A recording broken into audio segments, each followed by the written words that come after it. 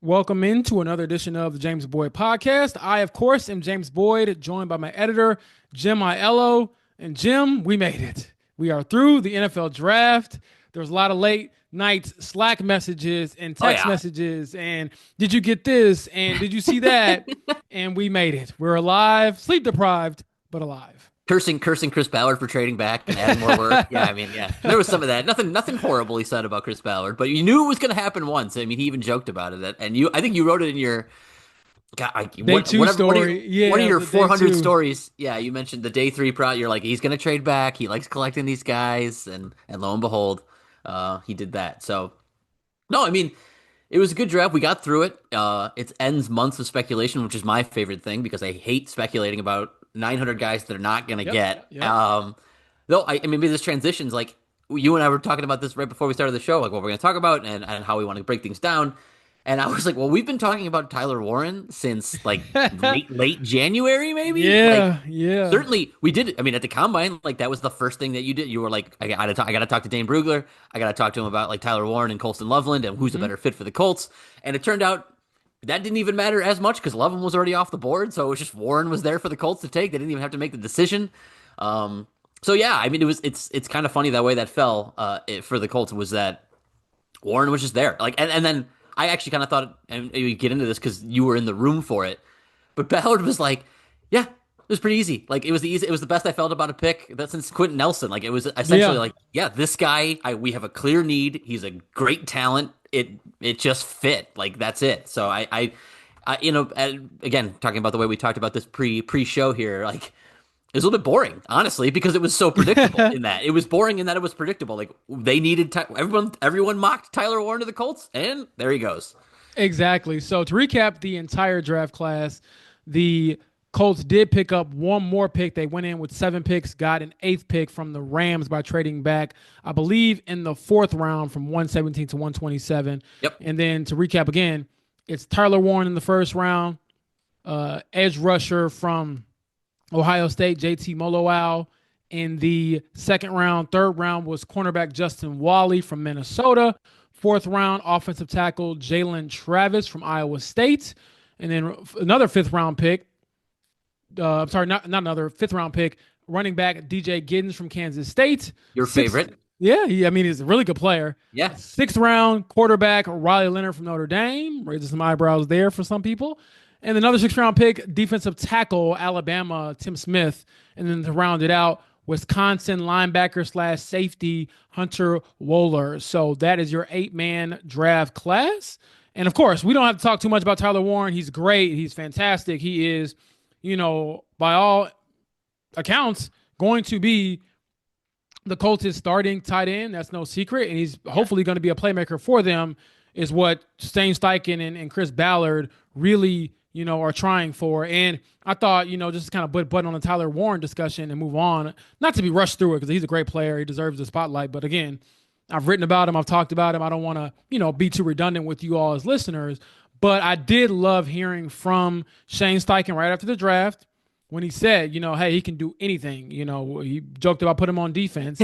And then hearing from Chad Henry, the area scout who actually Yep. scouted him, and he was talking about how his nickname for him is Truck because he is reliable, he's tough, and he trucks people when he gets the ball in his hands. So he was on that radar early, and respect to him because for those who read the story from the scouts, one thing I didn't include, Jim, was that Chad Henry was saying that Tyler Warren was on his radar years ago, and he was like, I usually don't like grading backups.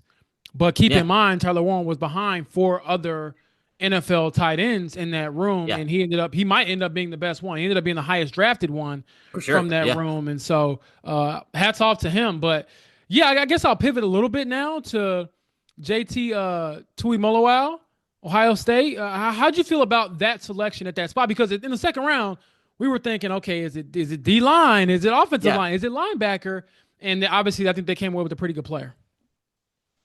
Yeah. It felt. I will say. Let me just go. I hate to use this word because I think the players they drafted for the Colts drafted were good, solid players, made total Yeah. sense for the team. But in just looking at it, it was boring. It was boring in that, and boring in a good way. Boring in a good way in that he's Chris Ballard pick. Like Chris Oh, Ballard 100%.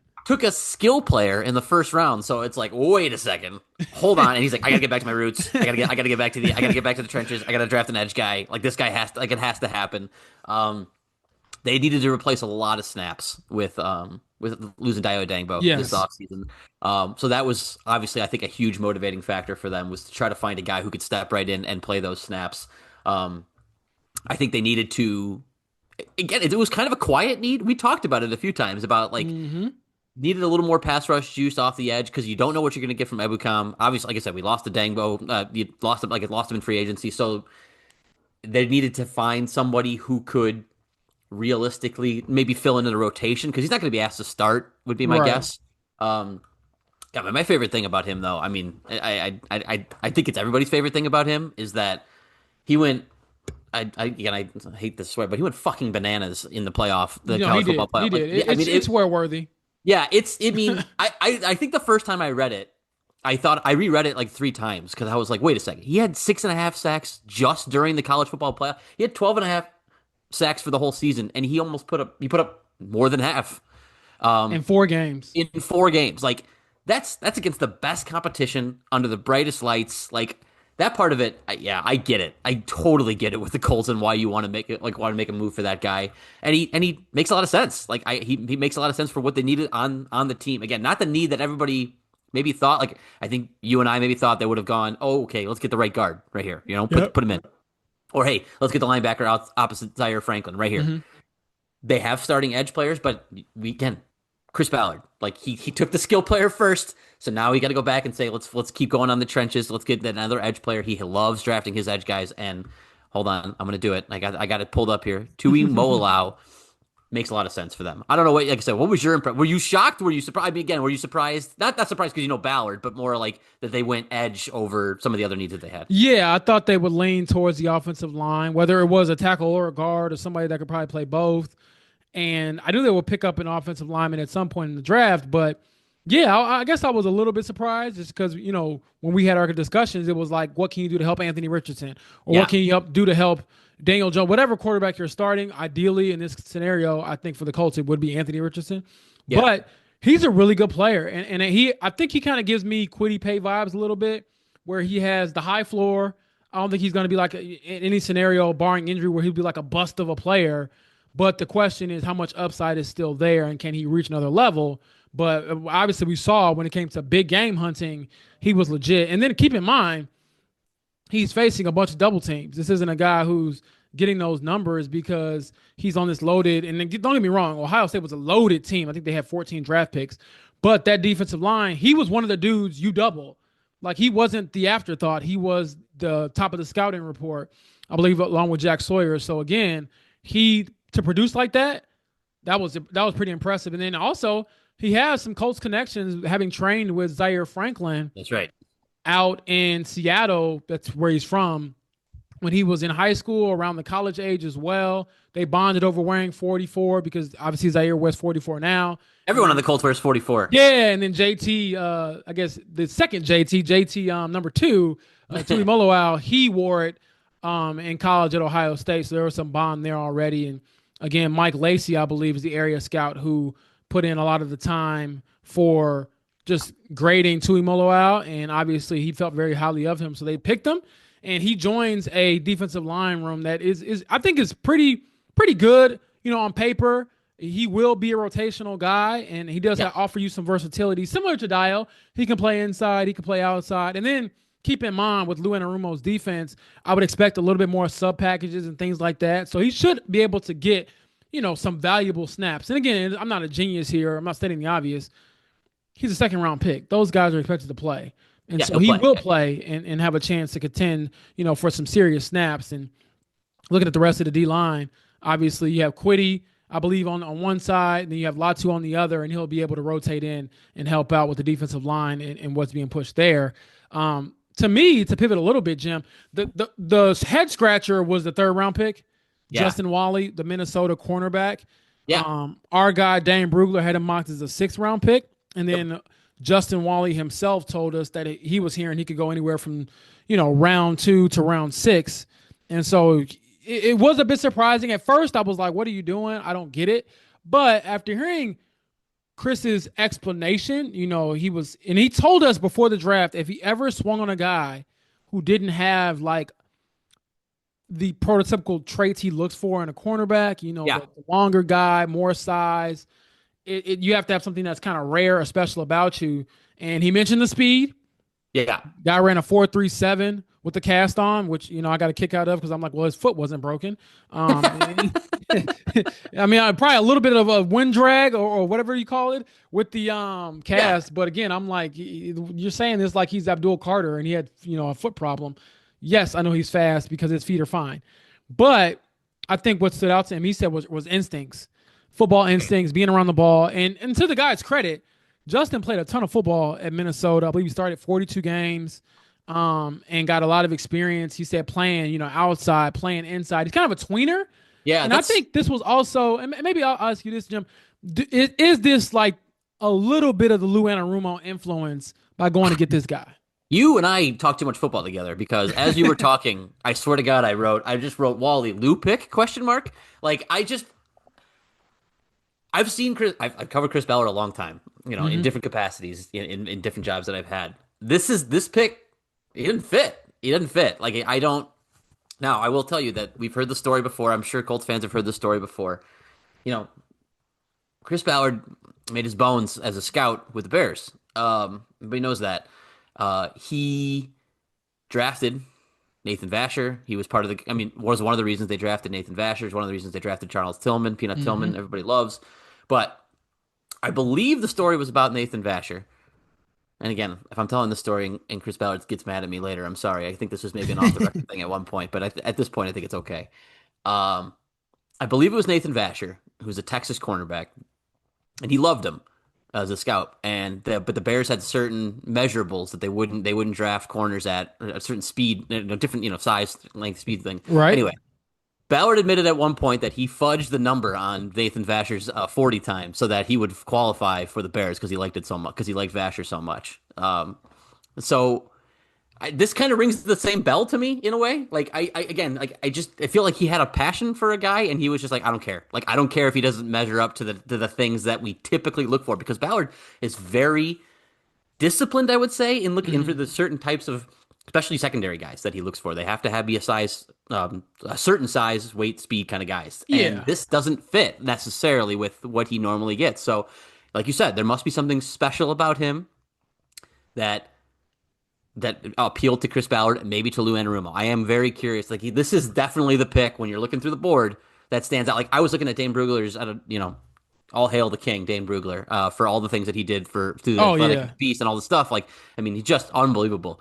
But he did his post draft rankings today, but team by team, and he has the Colts down at 27. Wow, And I didn't get a chance to check that out just yeah, yet. and he doesn't give it an explanation as to why he didn't like. And again, if you asked him, he wouldn't. I don't think he would say he didn't like the Colts draft, but they were a little further down. His favorite pick was Tyler Warren. His day 3 pick, who could surprise, was Jalen Travis, who we'll get to in a minute.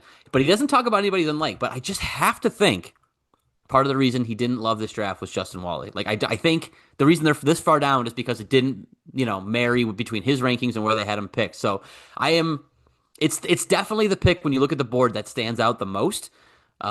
Anyway, so I think this is going to be the guy that I'm going to be the most interesting tracking throughout the Mm-hmm. offseason and like how much playtime does he get? Because like you said, a little bit of a tweener. You already have Kenny Moore in the slot. You have some guys on the outside that they like, obviously. Yep. So is he going to get a lot of playtime early on? Is he a developmental guy? Like obviously, I don't think he shouldn't. His track record doesn't look like a developmental guy. He looks like he's guy played a lot of games in the Big Ten, started a lot Yeah. of games, played well. But yeah, I'm fascinated to see how this one plays out because I think I'm not saying Chris Ballard like stuck his neck out for this guy, but he definitely went in a direction he doesn't normally go. Yeah. He's definitely out on a ledge a little bit on Justin Wally. Because part of me was like, would this guy be available on day 3?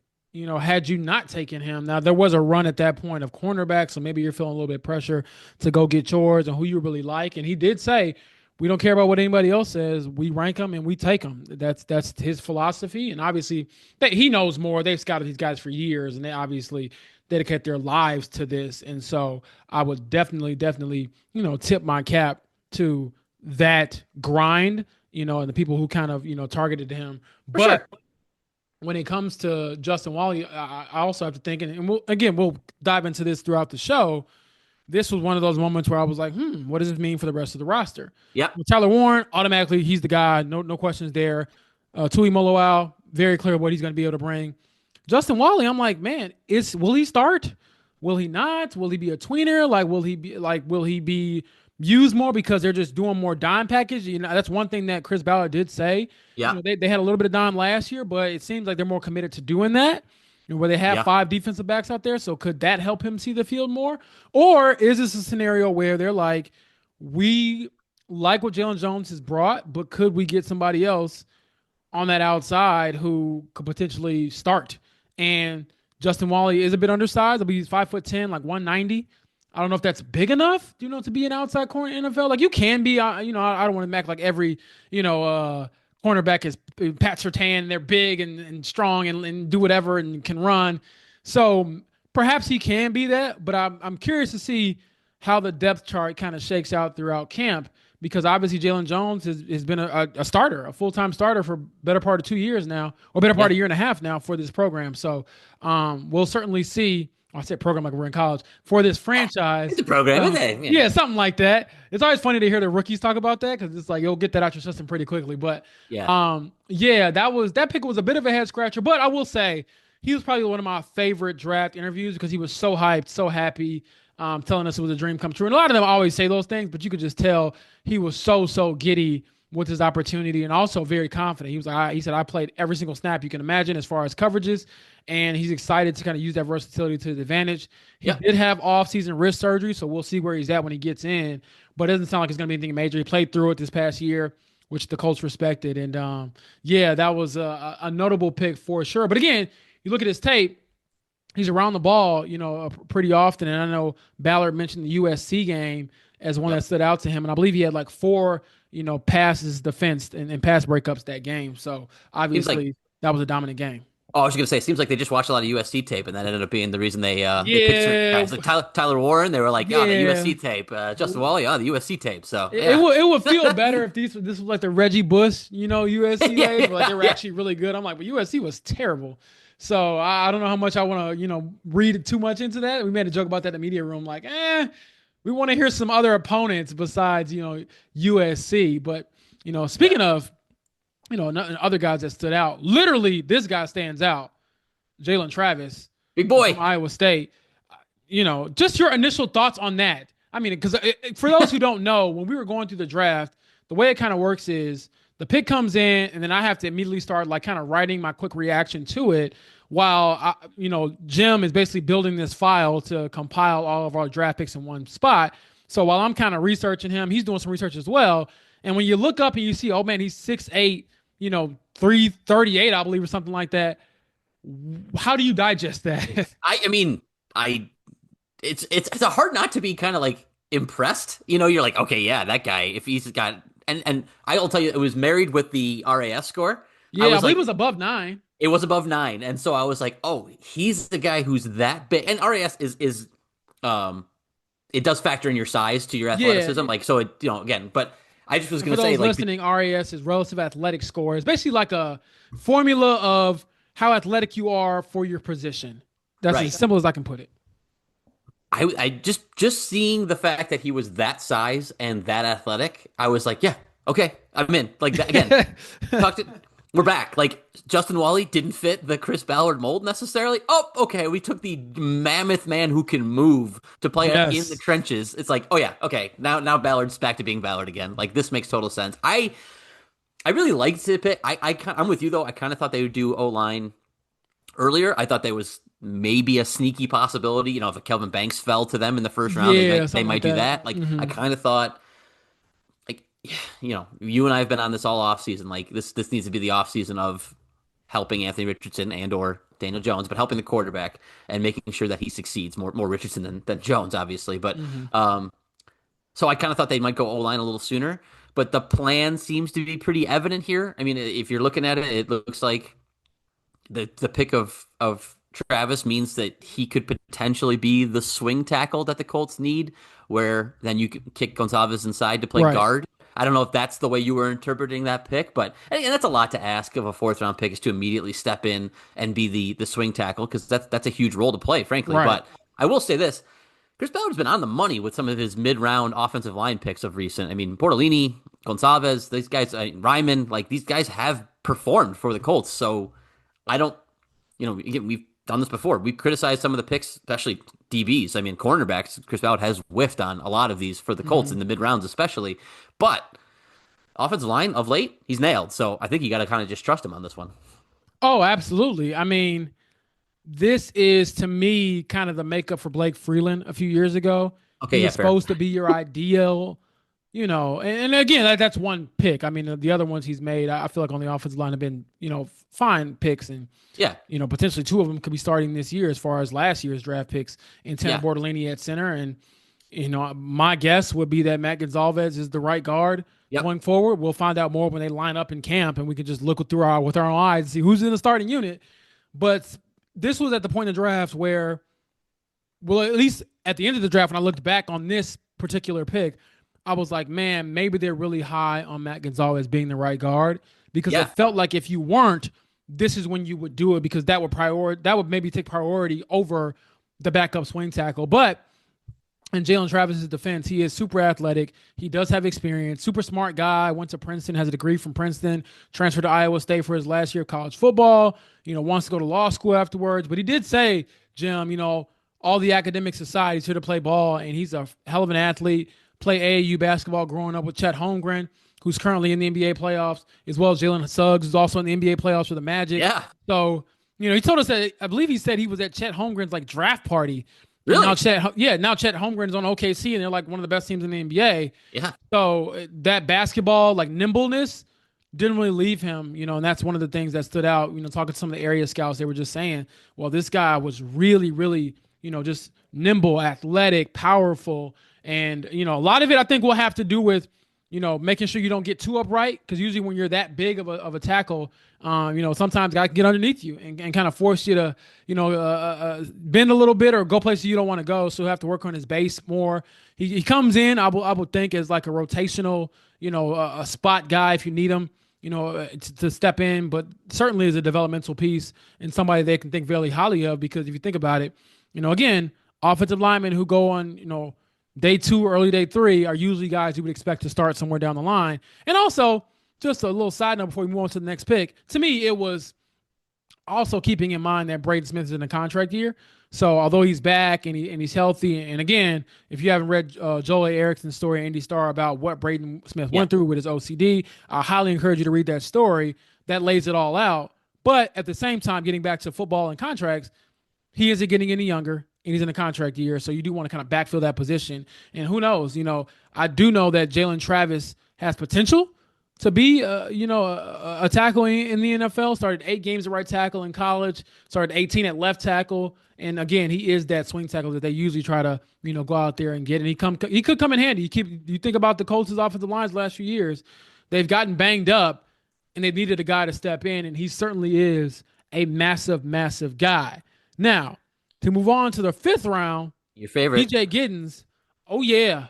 Oh yeah. I was with this. I was with this. I don't think I had him on my final big board, which probably was just me whittling down a bunch of names and trying to just figure out how can I get to 40. But this wasn't necessarily like I didn't like him.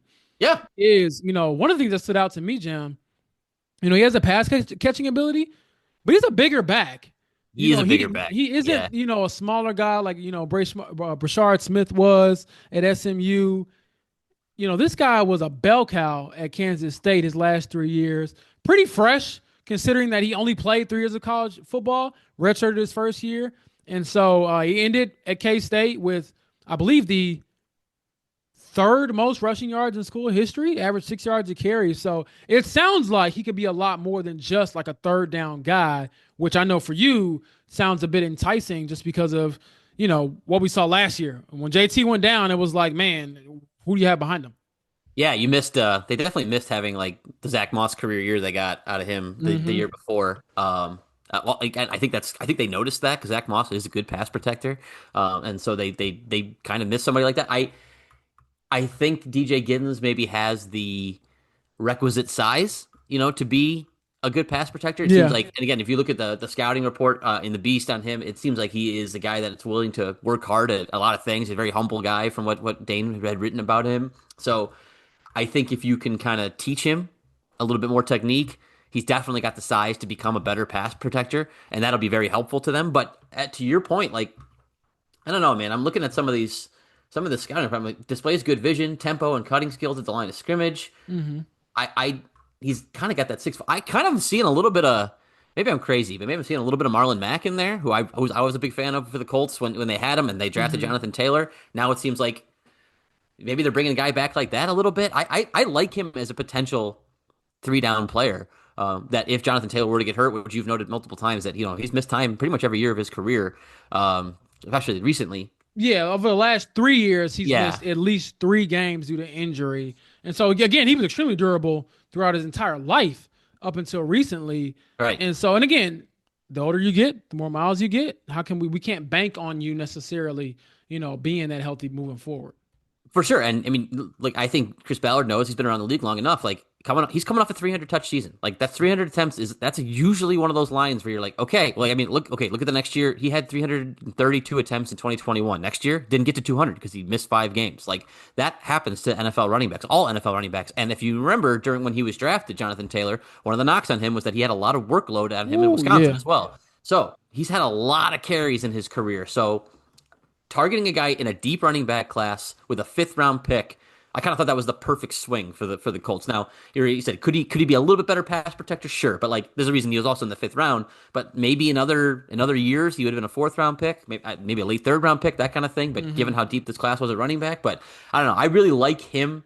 The highlight tape is it's a running back and it's a highlight tape, but like it was enticing, man. I liked what I saw out of him. No, So you have the right to enjoy running back highlight tapes because I'm like, man, I don't want to lose too many more recipes when it comes to enjoying football how it used to be. But to stroke your ego a little bit, Jim, here's Chris Ballard when he was asked about taking DJ Giddens in the 5th round. He said, "We oh, think he's pretty talented. Remember, we took Marlon Mack, oh, I who was missed this. I didn't excellent." even. That was just a okay. There you go. Yeah, so you're right on the money with that. I think that's kind of what they see in DJ Giddens. He also had, I think he said he had like a hand/wrist injury last year that kind of messed with his Okay. ability to kind of like hold on to the ball or not that he had a fumble issue, but just like clutch the ball, block. And he said he had surgery to get that corrected. And so, he'll need to grow in that area still, just from a technique standpoint. That's one of Sure. what one of the scouts said. And he also was just saying, hey, look, I'm willing to embrace that. And the two things that stood out from their end, at least some of the Coast Scouts said, was just that when it comes to, and I'm looking it up right now. So Tyler Hughes was the area scout that scouted DJ Giddens, and Tyler Hughes told Yeah. us after the draft, you know, he has the want to, he has the toughness, and he has the size. And so he should be able to, get that done and get that corrected. And certainly they could use it because one of the knocks Yeah. on Jonathan Taylor still to this day is that he doesn't pass protect very well. So Yeah. again, I think they've done a solid job of kind of replenishing the running back room around JT, Agreed.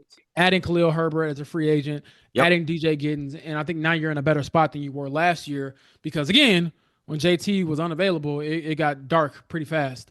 Yeah. Um, this is where it got interesting. Again, Riley Leonard, 6th round pick. I figured they would take a quarterback. I kind of prepared my mind for For it. sure. You pitched it not that long ago about that. Yeah, exactly. Yeah. But I was curious to see if they would go the Sam Ellinger route, where it's Okay. a guy that's more of a pocket passer, like a Curtis Rourke, from Indiana. Like, is it somebody like that? I know Kyle McCord, I believe, was drafted ahead of Riley Leonard. So, but would it be more of that style, or would it be the dual threat kind of wild card, which is Riley Leonard? So, I shared my thoughts on it. I think it's a okay pick. I don't Yeah. necessarily hate it, but to me, he's very developmental, Jim. And maybe you want to just put a. Do you want to put this in perspective as far as the Colts quarterback room? Is he going to Sure. be in contention to start? No. What's going on here? God, no. Absolutely not. Listen, I'm not like a Riley Leonard hater by any means, but like if he's starting Colts games in the next 2 years, something went terribly awry. That is not what they brought him in to be. You don't draft 6th round quarterbacks to eventually be your starter. You draft Nah. 6th round quarterbacks to eventually be a backup that you hope you can rely on. That's Yep. the goal here. That is the only hope. I will say that it made me laugh. Ben Solak is a favorite of mine in terms of draft analysts Yeah, and yeah, yeah. personalities, but I think he tweeted out when they drafted him like he is literally like if you smashed Daniel Jones and Anthony Richardson together. Um, which is a good scouting report, frankly, for anybody who doesn't know a lot about Riley Leonard. That's a good scouting report for you. He's not going to do a lot for you in the passing game, a little inconsistent Mm-mm. there, but he is going to, if you put him on the field, he will run around and make some plays. Yeah. He's the guy. I like this kind of guy as a backup quarterback. Typically, is who I favor over a pocket passer because they can come in and make plays with their legs and just keep you afloat Hmm. on offense. Like, fine, that's all you're hoping for. You just want to stay alive when you put your backup quarterback in most of the time. And I think that's what Riley Leonard is going to help you do. Now he's going to have the time to develop, as a passer, hopefully. He's got Shane Steichen, who's supposed to be a good quarterback developing coach. He's Hmm. worked with Philip Rivers. Like, there's a lot of good signs here for Riley Leonard in terms of again, let's be clear, the hope that he develops into a backup quarterback. There's hope for Hmm. that. I like this kind of pick. Like you said, it made a lot of sense in terms of just what's bringing a guy that has a similar skill set to what we already have on Hmm. on the team, and he can learn behind those guys. He won't be rushed, and we'll see what happens. Again, 6th round picks. I refuse to hate on almost any 6th round picks Yeah, because no, no, no. they're all dice rolls anyway. So you throw them in there, you see what happens. I mean, I'm looking at it now. Dane had him as a 4th to 5th round pick. You got him in the 6th. It's a decent value, and you see what you get. Like, if it doesn't work out, it doesn't work out. It's a 6th round pick. Yeah, but I also think and I mentioned this, and it'll be coming out sometime later this week. But my post draft slash post free agency depth chart, Yeah, it's a sneakily, if that's a word, sneaky important pick, mainly because of the injury history with the other guys. that's So true. I would project Riley Leonard to be the QB3 on this roster. I know Jason Bean is also in the room, but I think Riley will beat him out for that position. But considering the other guys missing some games over time, that does, have its implications where in a scenario where AR or Daniel Jones goes down, then Riley Leonard is the next guy up, one play away from being in the game. So obviously, like you said, if it goes that way, then hell, your season might be getting derailed pretty soon there. But it is something to keep in mind. And what I loved about it, Jimmy, he was just so excited. He had the hat Yeah, on, he had the shirt on. I had never seen the hat and shirt combination. He looks like he's 15, living the American dream. I was like, man, this guy was like he just got off his shift at like Culver's with all this blue on for the Colts. And he was very happy about it. And also, one little tidbit that I think kind of stood out was that he has a really close relationship with Philip Rivers, who he right. is, I believe, I forget where they're from. Is it Texas? Alabama. Alabama. Yes, He's from Alabama. Alabama, but I think that's where Rivers is from as well. Yeah. Exactly. So they've kind of bonded down in Alabama, built a relationship. So obviously, with Shane's relationship with Philip Rivers as well, I'm sure he asked a million questions about Riley Leonard, what he means, what he could bring to the team, his character. And that's the other thing too, is like the character, leadership, toughness. No one ever questioned that with Riley Leonard. So he's excited to get here and he'll round out that QB room and to kind of put pivot a little bit more. I like Tim Smith in the 6th round as well. Sure. Getting picked up. They went back to back there. 189 was Riley Leonard. 190 was Tim Smith. And my fingers were on fire as I was trying to get all this stuff typed up for our draft review. But Tim Smith, I mean, his name fits him so well, Jim. I was on a Zoom and he was just like, I was like, did you celebrate? He's like, I'm a simple guy. I'm happy to be here. I got my folks with me. It's not too big of a party. And I think my initial thought, and feel free to weigh in because I don't know if I want to make sure that I'm correct.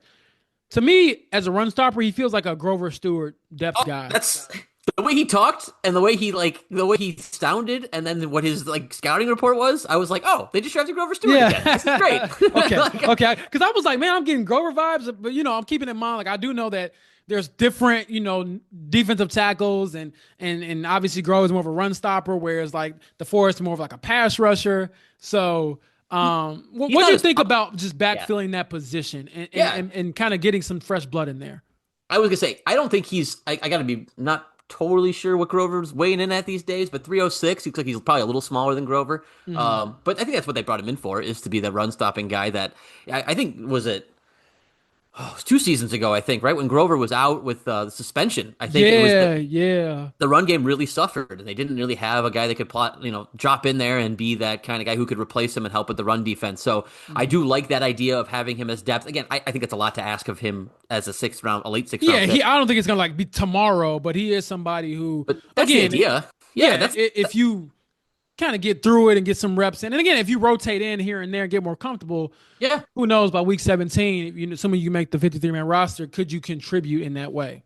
Right. I think, I mean, I'm looking at Grover Stewart was a fourth round pick in 2017. Obviously, one of the biggest hits of the Chris Ballard tenure. Not talked about that way, but really is one of the biggest hits of the Oh Chris Ballard yes. tenure.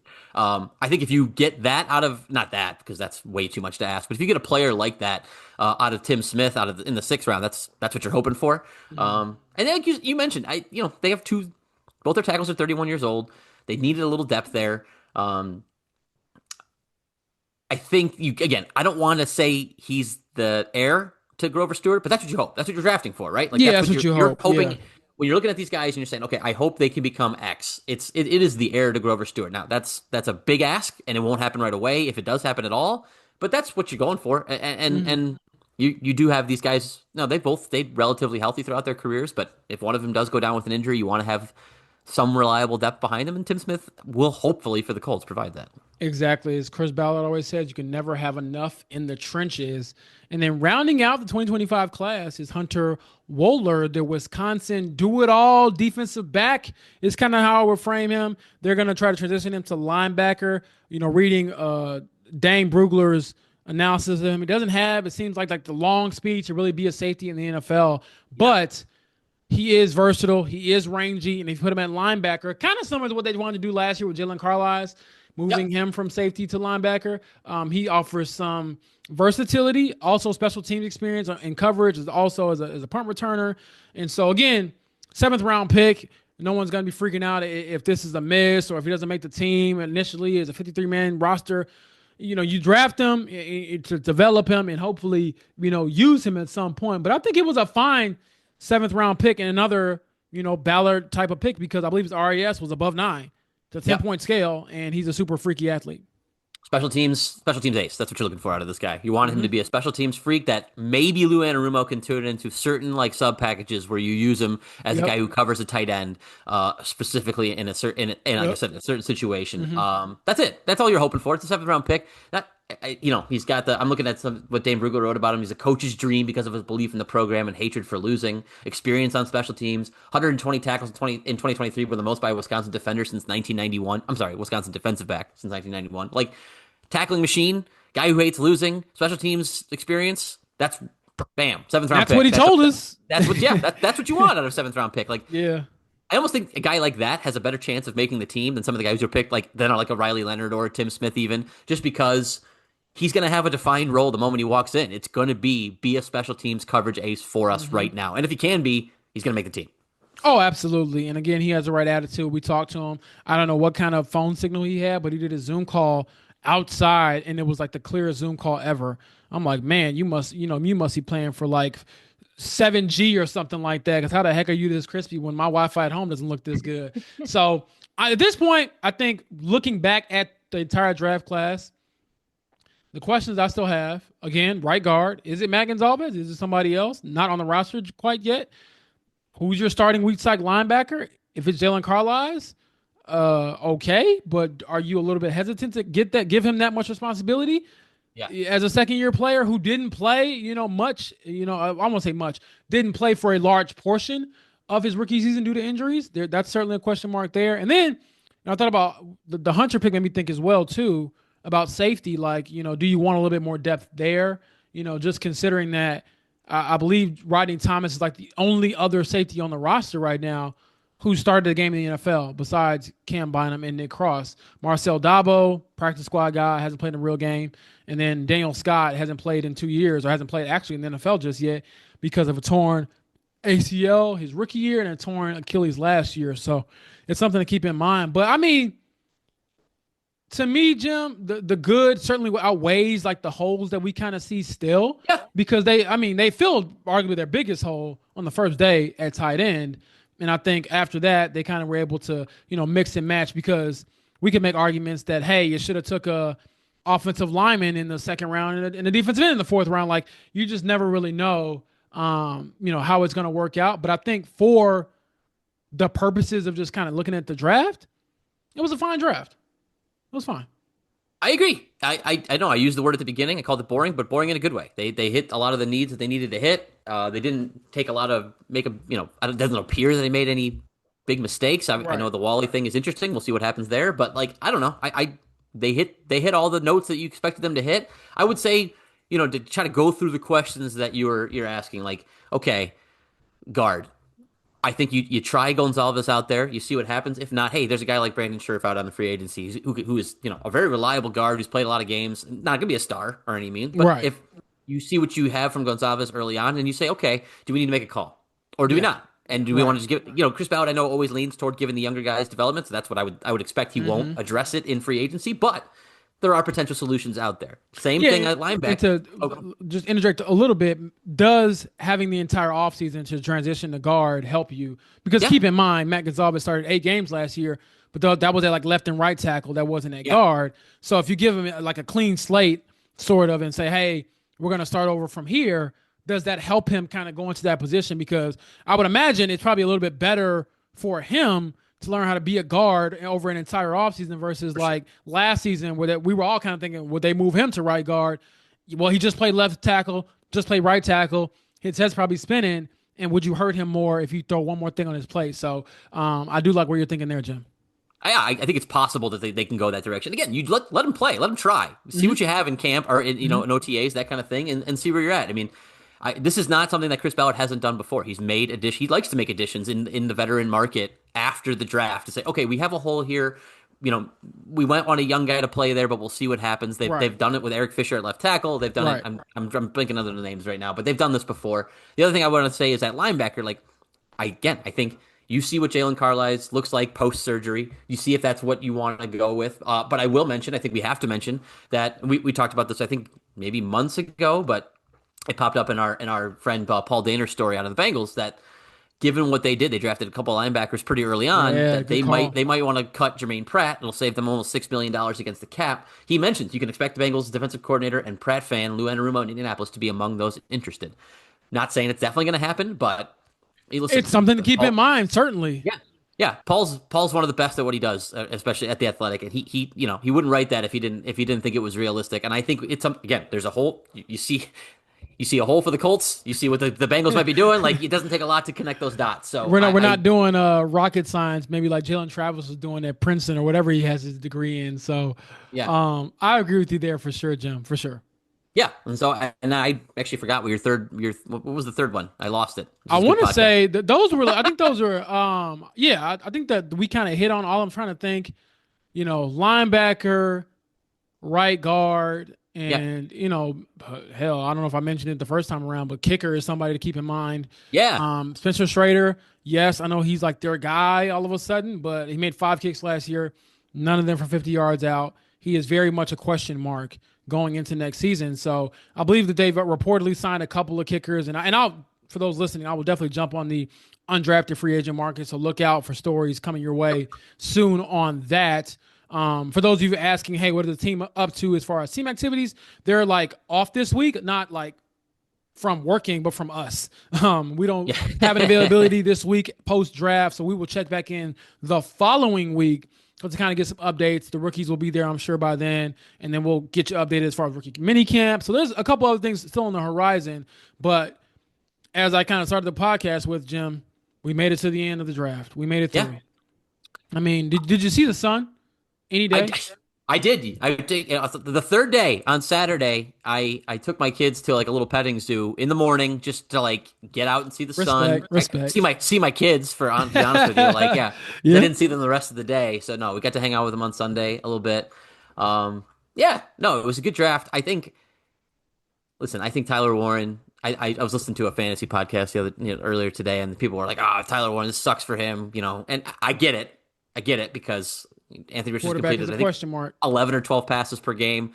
That's not a lot of. That's not a lot of. There's not a lot of ball to go around between Pittman and Downs and Pierce and those guys. But I will say Right. this: I think you draft a guy like Tyler Warren. We talked about this before to be a guy who catches a lot of tight end screens, a lot of passes that are near the line of scrimmage, a lot to make Anthony Richardson's life easier, and then let him run after the catch, let him truck, as the Colt Scout said in your story here. Like that's keep in mind. I think that's how they're going to use him. I think it makes a lot of sense for them. So while the fantasy world might not be big fans of the Tyler Warner in Indianapolis, it makes a ton of sense for the Colts, and I really think he's going to be a big reason that if Anthony Richardson does bring up his completion percentage, he'd be a big reason why.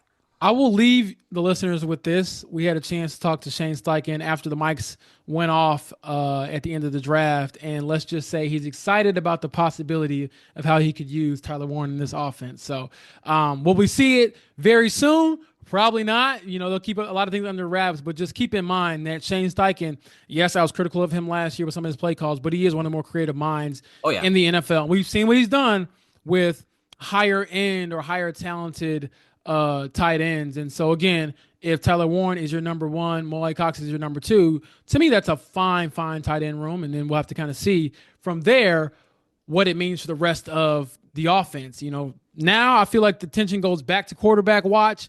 What happens there, and we'll be all over it at The Athletic for sure. So thank you all for listening. And until next time, my friends.